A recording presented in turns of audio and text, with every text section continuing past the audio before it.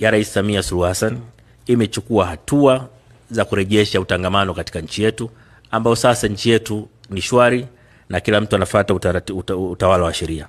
Lakini ni dhamira ya Rais Samia Suluhu Hassan kuhakikisha kwamba tunaanzisha mazungumzo ya maridhiano ili kuhakikisha hata hao wachache wanapata nafasi ya kusikilizwa ili kuwa na taifa lenye amani na umoja na kuendelea kuwa mfano wa utulivu katika Afrika na dunia. Mheshimiwa Mwenyekiti, Rais Samia Suluhu Hassan amenituma niwahakikishieni kwamba nchi yetu ni salama na tulivu na iko tayari kupokea wageni wa aina mbalimbali kutoka duniani kote kwa mafanikio ya nchi zetu zote. Lakini pia nitumie nafasi hii kuwashukuru sana kwa niaba ya Rais Samia Suluhu Hassan viongozi wa SADC waliofanikiwa kufika kwenye siku ya uapisho wa Rais Samia Suluhu Hassan.